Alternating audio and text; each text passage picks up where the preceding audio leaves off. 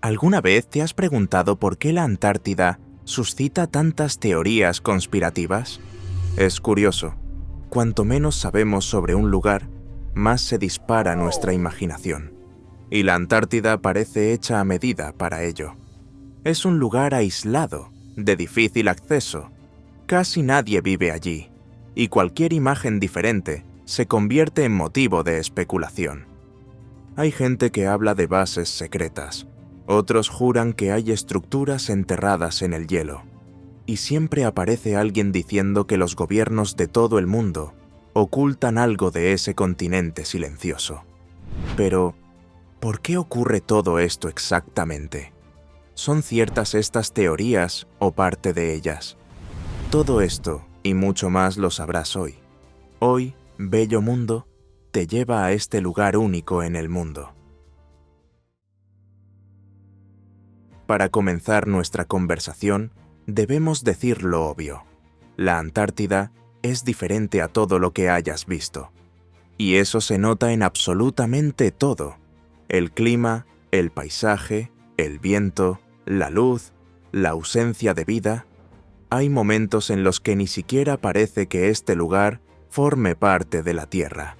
En la práctica, el continente helado se comporta casi como un mundo alienígena. Todo lo que parece exagerado allí es porque realmente lo es. Empecemos por el clima.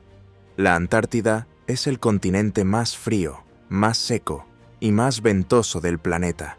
Sí, todo eso junto. La temperatura más baja jamás registrada en la Tierra fue allí mismo. Unos increíbles 89 grados Celsius bajo cero. Eso es lo suficientemente frío como para congelar el aire que sale de tu boca. Y fíjate que durante el verano, en el interior del continente, la media sigue rondando los 40 grados bajo cero. Cerca de la costa, se puede decir que hace un poco más de calor. En días muy específicos del verano, algunas bases han llegado a registrar 15 grados positivos. Pero eso es una excepción. La regla es que el congelador esté encendido al máximo durante todo el año. Y por si el frío no fuera suficiente, también hace mucho viento. Y no es una brisa fría, no. Son vientos catabáticos que bajan de los glaciares y superan fácilmente los 100 kilómetros por hora. Se han medido ráfagas de más de 320 kilómetros por hora en algunas partes de la costa, lo que equivale a un huracán de categoría 5. Ahora imagina eso, levantando nieve y hielo triturado en el aire. Es una tormenta helada. Y a pesar de todo ese hielo, la Antártida se considera un desierto. Sí, un desierto polar, porque no es el calor o la arena lo que define un desierto, sino la cantidad de lluvia o nieve. Y allí casi no llueve ni nieva. En el interior, en algunas zonas, llueve o nieva el equivalente a 30 o 40 milímetros al año. Eso es menos de lo que recibe el Sáhara.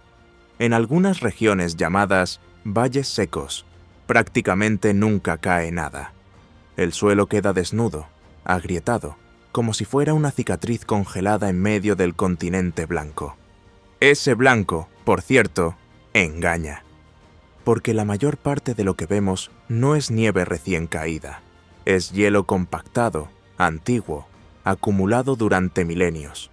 Alrededor del 98% de la Antártida está cubierta por una capa de hielo permanente que, en promedio, tiene 2 kilómetros de espesor. En algunos puntos, casi 5. Eso es más alto que cualquier montaña de los Alpes.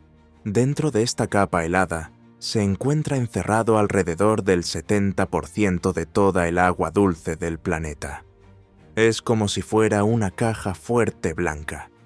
Y si todo esto se derritiera de golpe, toco madera, el nivel de los océanos subiría entre 50 y 60 metros. Podríamos decir adiós a gran parte de la costa del planeta.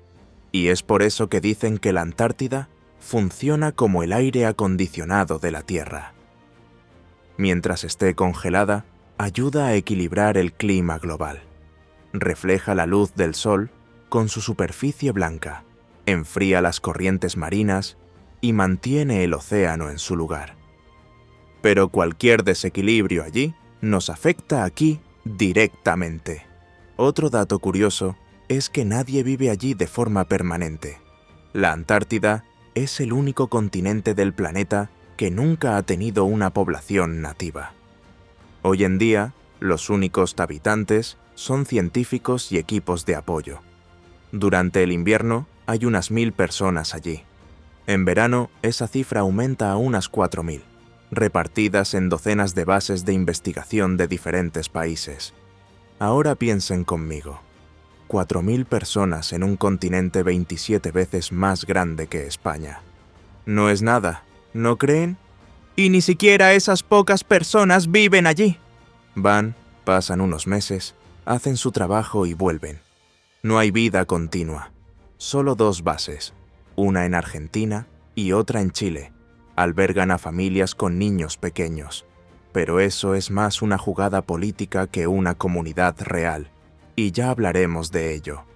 El resto es solo hielo, viento y soledad.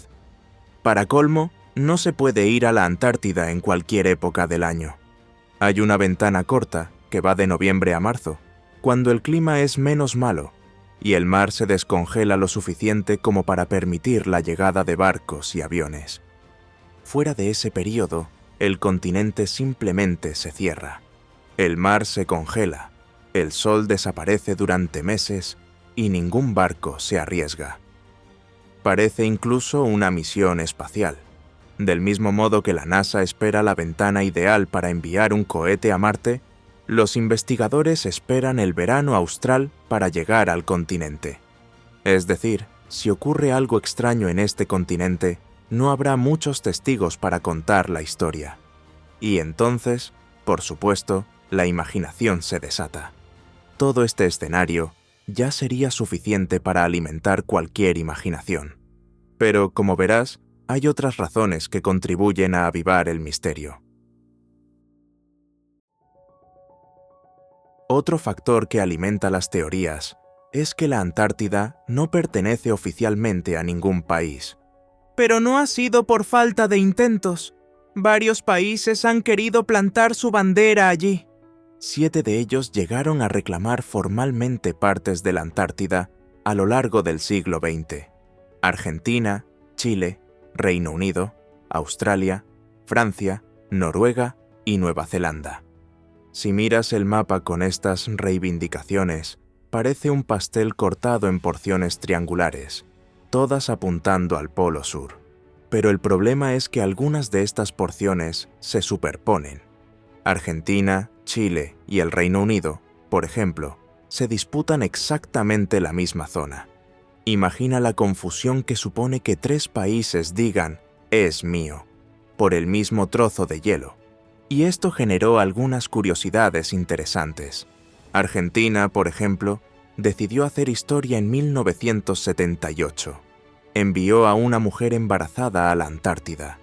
Ella dio a luz al bebé Emilio Palma, el primer ser humano nacido en el continente helado. Fue una jugada política. La idea era hacer valer que, si tenemos ciudadanos nacidos allí, entonces ese pedazo es nuestro. Chile hizo algo similar. Unos años más tarde, también envió familias a la base Frei Montalva, y allí nació otro bebé chileno. Hoy en día, tanto Chile como Argentina mantienen pequeñas aldeas con escuela, capilla, casas e incluso una cancha deportiva. Todo para reforzar su presencia territorial. Otros tramos son más pacíficos. Australia y Nueva Zelanda heredaron partes del antiguo Imperio Británico, por lo que la división allí fue más amistosa. Noruega se quedó con 2 partes diferentes, incluida una isla aislada. E incluso hay un área entre 90 y 150 grados de longitud oeste que nadie ha reclamado oficialmente. Una porción vacía. Terra nullius. Pero si todo el mundo se repartió el territorio, ¿por qué no se convirtió en una guerra? Porque, en 1959, se produjo un acuerdo que lo cambió todo y que se conoció como el Tratado de la Antártida. Fue una especie de pacto caballeresco entre 12 países, incluidos los 7 que ya habían hecho sus reclamaciones y otros pesos pesados como Estados Unidos y la Unión Soviética. Básicamente acordaron que nadie renunciaría a sus reclamaciones, pero tampoco nadie intentaría imponer nada. Y, mientras el tratado esté vigente, no se puede hacer ninguna nueva reclamación. ¿El resultado? La Antártida se convirtió en un territorio neutral, dedicado exclusivamente a la ciencia y la paz. Está prohibido construir bases militares, realizar pruebas con armas o instalar ojivas nucleares. De hecho, este fue el primer tratado internacional de desarme firmado en plena Guerra Fría.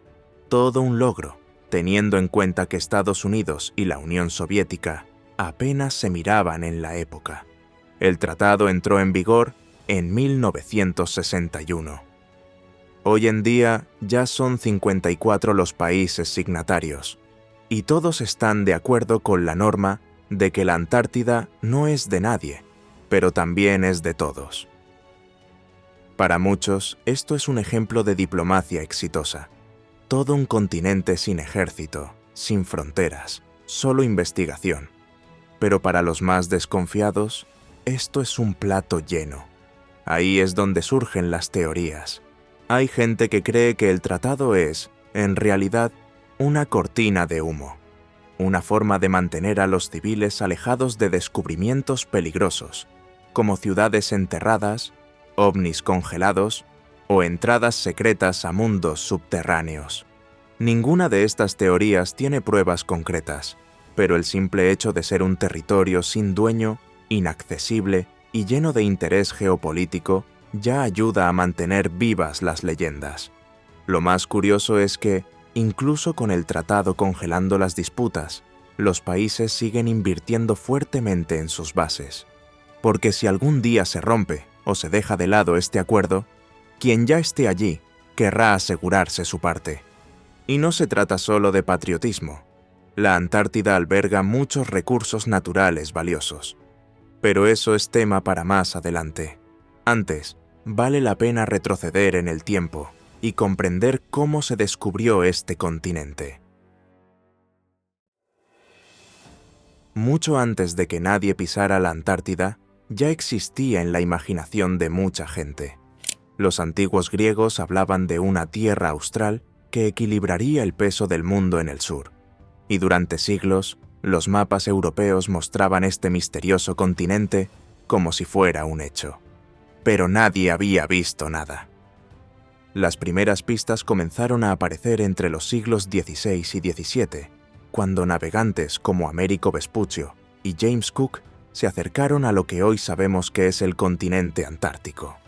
Cook incluso cruzó el círculo polar, pero no vio tierra firme.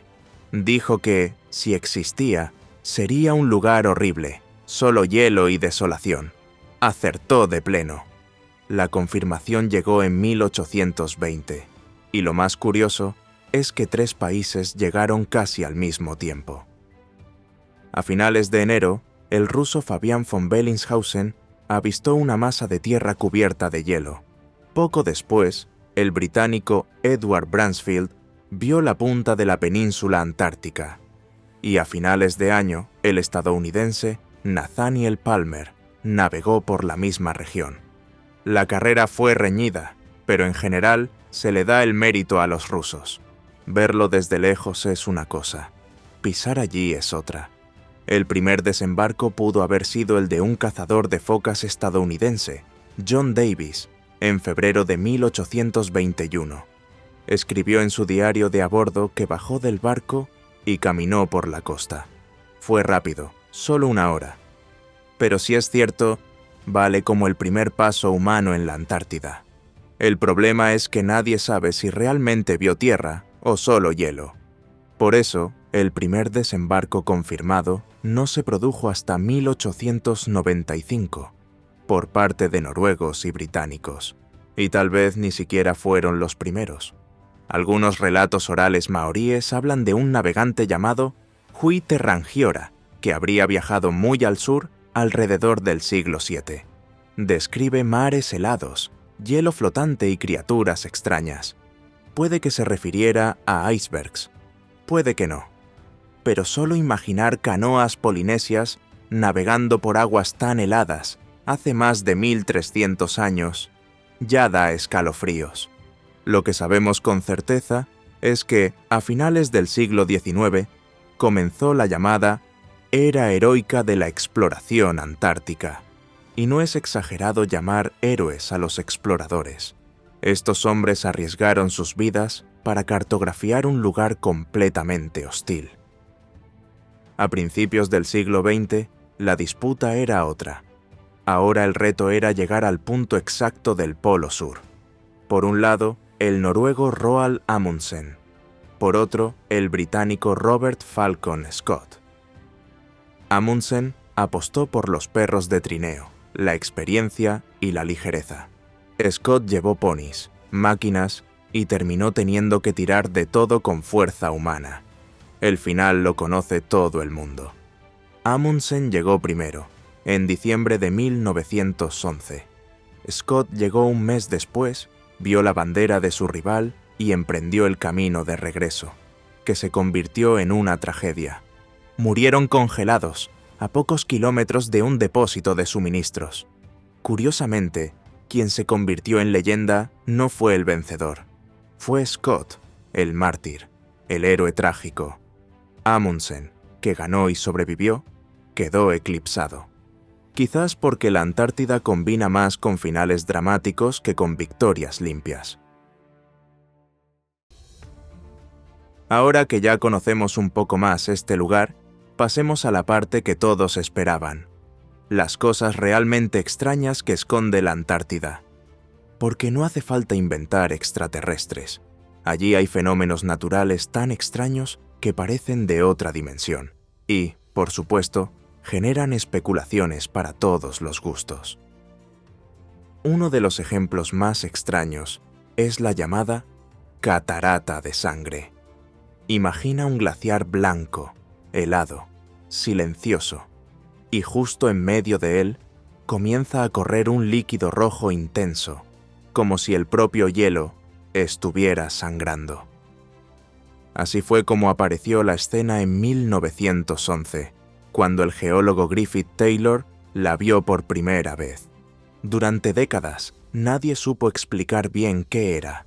Muchos especularon que podría ser alga, óxido o incluso sangre de animales congelados. Pero la respuesta vino de la ciencia, y es aún más interesante. Ese líquido proviene de un lago subglacial escondido dentro del propio glaciar Taylor. El agua allí es extremadamente salada y rica en hierro. Como ha estado aislada durante más de 2 millones de años, no se ha congelado por completo. Cuando sube a la superficie y entra en contacto con el oxígeno del aire, el hierro se oxida y adquiere ese color rojo óxido. Y lo más impresionante, dentro de esta agua viven microorganismos que no necesitan luz ni oxígeno. Todo un ecosistema, funcionando en condiciones extremas bajo un glaciar. Otro caso que siempre vuelve a salir a la luz son las llamadas pirámides de la Antártida. Una montaña con 3 lados casi perfectos apareció en imágenes de satélite y emocionó a mucha gente. Se decía que era una construcción antigua, prueba de civilizaciones perdidas, o incluso una base alienígena. Pero los científicos lo explicaron rápidamente. Se trata de un nunatak, una formación rocosa que emerge del hielo.